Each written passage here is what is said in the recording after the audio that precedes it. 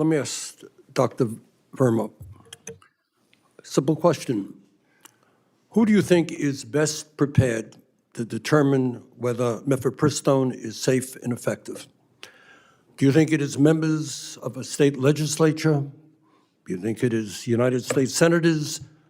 Or do you think it should be organizations like the American Medical Association, the American College of Obstetricians and Gynecologists, and doctors and scientists who for decades have studied the issue?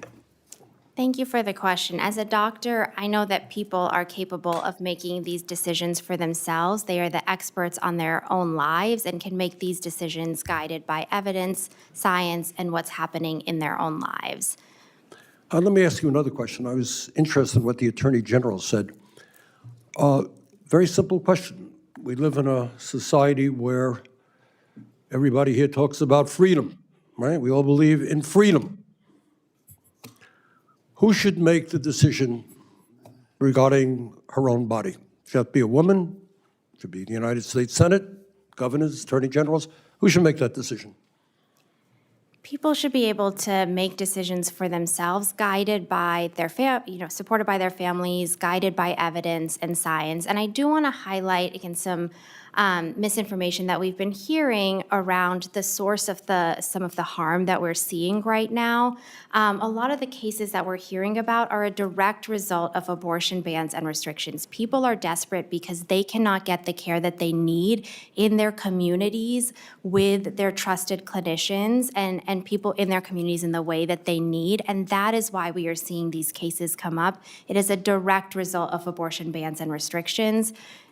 Access makes people safer.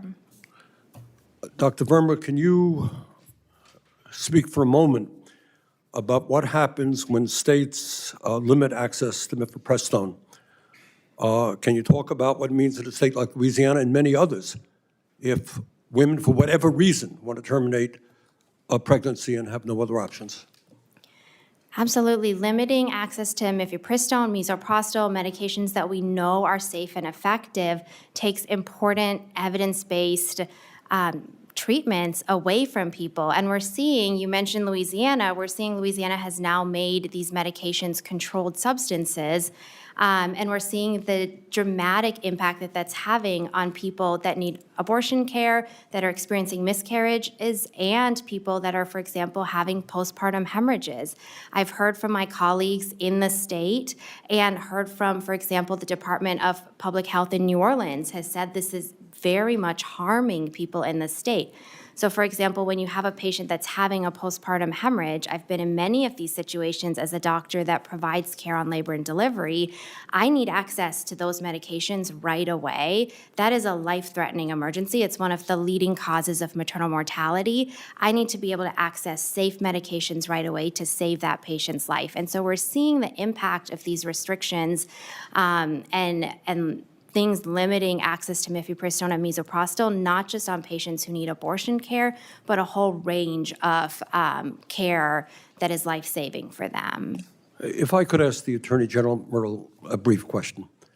If I understood you correctly, you said that over 900 women a month are turning to Mifepristone. Was I correct in hearing that? Yes, in Louisiana? those are statistics from a pro-abortion advocacy group. But you kind of indicated you think that might be in the ballpark. It's the only data that we have. All right. If a woman in Louisiana turns to Mifepristone because she has no other option, or that's the choice, that's 10,000 women a year in Louisiana. What do you tell those women who, for whatever reason, you may agree with it, I may agree with it, we may not, make a decision that for their lives they want to terminate a pregnancy? What do you say to 10,000 women in Louisiana a year? Do you think they have a right to make that choice, or do they not? Senator Sanders, the policy decision of the overwhelmingly bipartisan legislature in Louisiana has enacted laws to protect the women of Louisiana. And I think that, you know, the issue here that you and maybe other people don't want to talk about is that we live in a land of the rule of law, and that is the law of Louisiana, and so they can seek that care in another state. I'm sorry to terminate, to cut you short here, but I just have a few seconds. In other words, essentially what you're saying 10,000 women a year in Louisiana make a decision, and that decision is overridden by the state legislature rather than their own choice. I think that's unfortunate.